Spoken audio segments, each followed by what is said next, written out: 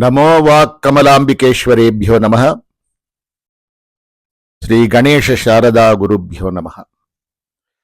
అఖిలాండ కోటి బ్రహ్మాండ నాయకుడు ఆది మధ్యాంతరహితుడు అయినటువంటి పరంధాముని దివ్య పాదపద్మములకు శిరస్సు తాటించి సాష్టాంగ దండ ప్రణామములు సమర్పిస్తూ భగవద్ బంధువులందరికీ కూడా హృదయపూర్వక నమస్సుమాంజలుడు తెలియజేస్తున్నాను. నేను సూరిబాబు కందాళ. మీ అందరికీ షణ్ముఖ శ్రీ రాఘవ ఛానల్కి స్వాగతం, సుస్వాగతం. ఈరోజు మనం విష్ణు సహస్రనామ గాథావళిలో 9వ నామాన్ని చెప్పుకోబోతున్నామండి. భూత భావనాయ నమః. ఓం భూత భావనాయ నమః అన్న నామానికి ఒక గాథ, ధారక ప్రదాత. ఈ నామావళి గాథలు రచించిన వారు శ్రీ విఎస్ కరుణాకరన్ గారు. మరి కథలోకి ప్రవేశిద్దామండి. అది మండు వేసవి. కుంభకోణ పట్టణం. ప్రజాసామాన్యం కుడునత్తాయ్ లేక కుడుముక్కు అని ఆప్యాయంగా పేర్కొనే నగరంలో ఈ వేడిగాలులు వీస్తూ ఉన్నాయి. ఇటు కావేరీ నదిలో అటు అరసలూరులో నీరు సన్నగిల్లడం చేత గాలిలో సాధారణంగా ఉండే తేమ గాని చల్లదనం గాని ఏమాత్రం కనిపించడం లేదు. అయ్యా, అగ్ని నక్షత్రం అని గొణుక్కుంటూ విసనకర్రలు త్రిప్పుకుంటున్నారు వయసు మెళ్ళిన పెద్దలు. వారు నడివీధిలో తిరుగాడుటకు భయపడుతూ ఉన్నారు. ఆకాశంలో సూర్యుడు నిప్పులు గక్కుతున్నాడు. బాటలు సెగలు గ్రమ్ముతున్నాయి. సారంగపాణిగా ప్రఖ్యాతికెక్కిన అరావముదస్వామి వారి కోవెలలో అర్చకులు మధ్యాహ్న భోగం ఉచ్చికాల పూజా నివేదనకు సంసిద్ధులవుతున్నారు. అప్పుడు ఒక ఋషితుల్యుడు ఒక ఋషి కుమారుని బహుశః శిష్యుడు కావచ్చు వెంట పెట్టుకుని దేవాలయ ప్రవేశ ద్వారం దగ్గరికి చకచకా నడిచి వచ్చాడు. తొందరగా నడు, కణికన్నా చురుకుగా అడుగులు వేయాలి, ఆలస్యమైతే ప్రసాద నివేదనకు తెరపడవచ్చు అని గురువుగారు శిష్యుని హెచ్చరించాడు. ఆ కలి ఆయన ముఖంలో తొంగి చూస్తోంది. కాలి నడకలో చాలా దూరం నుండి వారు వచ్చినట్టు తెలుస్తోంది. వారు కోవెల ప్రాకార ప్రవేశ ద్వారం చేరగానే గుమిగూడిన ప్రజలలో కొందరు వారిని గుర్తించారు. ఓహో, పిరాం తిరుమలి శయి స్వాముల వారు, వీరే ఇచ్చటకు వేయించేశారు అని ఒక పౌరుడు ప్రకటించాడు. అవును, వారు తిరుమలశై పిరాన్ స్వామి వారే. వారికి భక్తిసారులు అని బిరుదు కూడా ఉంది. లోగడ ఒకసారి శ్రీ పిరాన్ స్వామి వారు ఆ కోవెలకు విచ్చేసినప్పుడు జరిగిన అద్భుత సంఘటన అందరికీ జ్ఞాపకం వచ్చింది. ఆనాడు పిరాన్ స్వామి రావమాధవ్ స్వామితో ముఖాముఖి సంభాషించాలని సంకల్పించారు. కేశవ, నాతో ఎందుకు మాట్లాడవు? నీవు అలసిపోయావా స్వామి? బహుశా నీవు అలసిపోయి ఉంటావు. కాకపోతే ఇటు కావేరి అటు అరసలూలారు నదుల మధ్య మందమారుతములు వీచే చోటు ఎన్నుకుని పవడించి ఉన్నావు కదా. నిజమే, నీకు సుఖనిద్ర అవసరం, విశ్రాంతి అవసరం. అలనాడు అయోధ్య నుండి లంక వరకు సుదూరం నడచి నడచి బడలిపోయిన దశరథ రాముడవు నీవే కదా. సుదూర ప్రయాసమాత్రమేనా నీకు వరాహ రూపం ధరించి కోటాను కోట్ల మణుగుల బరువుగల ఈ భూమండలాన్ని పైకెత్తి మోసావు కదా. అందుచే డస్సిపోయి విశ్రాంతి గైకొనుచున్న నీకు శ్రమ కలిగించకూడదు. కానీ నిన్ను పలకరించి 1-2 ముక్కలు నీతో మాట్లాడాలనే నా కోరిక అణుచుకోలేకపోతున్నాను స్వామి.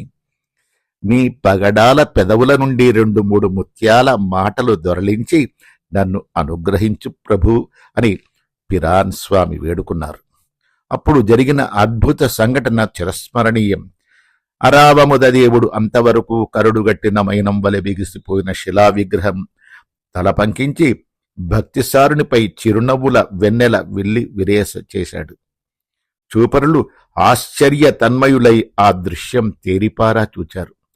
ఆనాటి నుండి అరావముద స్వామి విగ్రహం ఎత్తిన తలతో వెలిసింది. నేడు కూడా మనం ఆ గుడికి వెడితే ఆరావముద పెరుమాళ్లును శీర్ష భంగిమలో చూచి ఆ అద్భుత సన్నివేశాన్ని తిరిగి అనుభవించవచ్చు. అట్టి మహనీయుడు భక్తిసార స్వామి వారు మరలా ఆ కోవెలకు వేయించేశారు. తక్షణమే అతడు గుమిగూడిన ప్రజలందరూ భక్తిసారుల వారికి సాష్టాంగ దండ ప్రణామములు సెలపసాగారు. శిష్యుడు కణికಣ್ణ ఆ భక్తులనందరినూ వారించి, అయ్యలారా, శ్రీవారి అడుగులకు అడ్డురాకండి. ఆరావమద స్వామి దేవుని సందర్శిస్తేనే కాని గురువుగారు ఆహార పానీయాలు ముట్టరు. తీర్థయాత్ర ఆరంభించినప్పటి నుండి వారు ఉపవాస దీక్షలో కాలినడకతో ఇంత దూర ప్రయాణం చేస్తున్నారు. 3 రోజులైంది. వారు మంచినీళ్లు కూడా ముట్టలేదు. స్వామివారి దర్శనం చేసుకోనియండి ముందు అని అర్థించాడు. కానీ శిష్యుని మాటలు పట్టించుకునేదెవరు?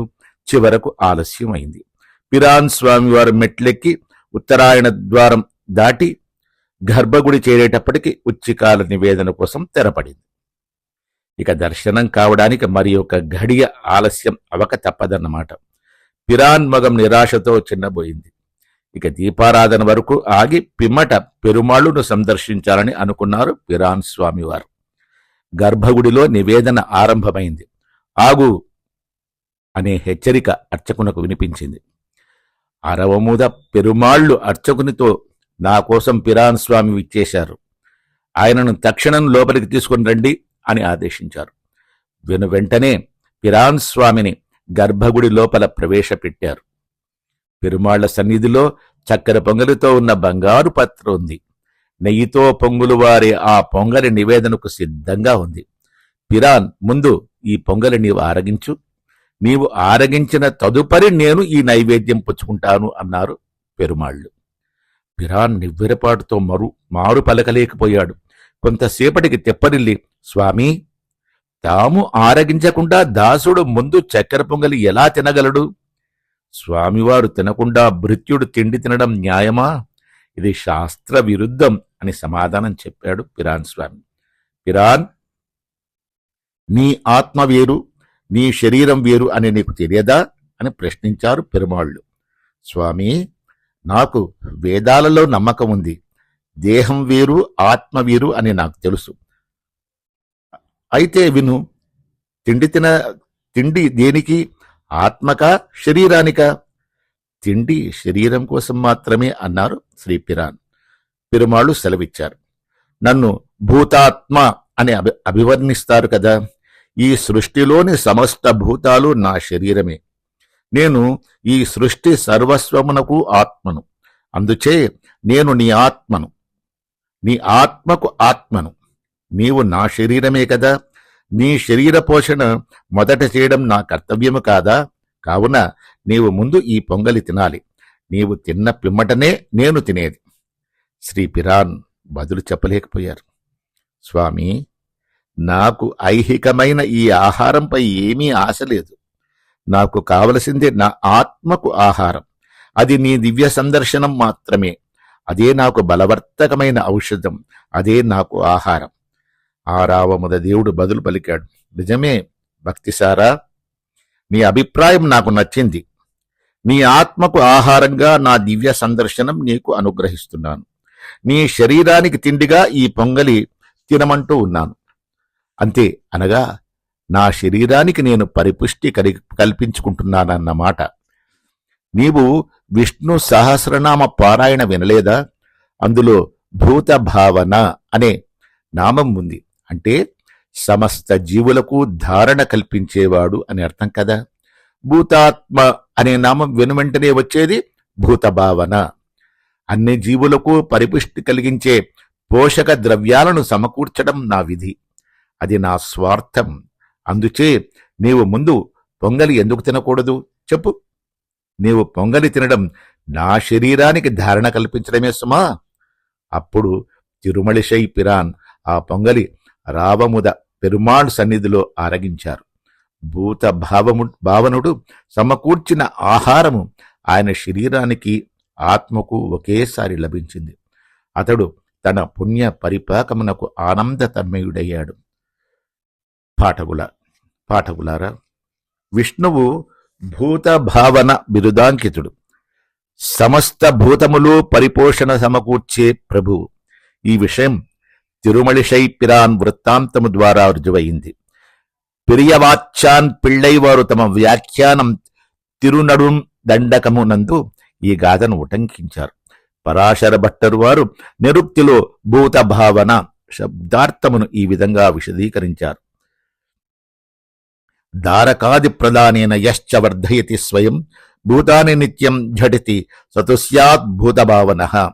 సమస్త భూతములకు ధారక ప్రదానము చేసి నిత్యము వర్తిల్లునట్లు ఎవరు చేయుచున్నారో అట్టివాడు భూతభావనుడు. అన్నార్తులై ఎదుగు బదుగు లేక శుష్కించిన బాలుని చూచినప్పుడు భూతభావన నామం జపించి ప్రార్థించిన వారికి అభ్యుదయం చేకూరుతుంది. ఎప్పుడైనా మీరు బలహీనంగా శుష్కించి బాధపడుతూ ఉంటే భూతభావన నామం జపించండి. రోగగ్రస్తులు కోలుకునేందుకు భూతభావన నామం జపించవచ్చు. ఈ రహస్యం నాకు అందించింది గురుదేవులైన నా పితృపాదులు. సర్వభూత ధారకుని ప్రార్థించడం కంటే గొప్ప పరిపోషణ ఈ విధంగా లభిస్తుంది. కావున మనమందరము ఓం భూతభావనాయ నమః అని సర్వతోముఖాభ్యుదయం కోసం పారాయణ చేద్దాం. ఇదండి విష్ణు సహస్రనామ గాథావళిలో 9వ నామం భూత భావనాయన గురించి రచయిత శ్రీ విఎస్ కరుణాకరన్ గారు మనకు అందించినటువంటి దివ్య సందేశం. మరి ఉంటానండి.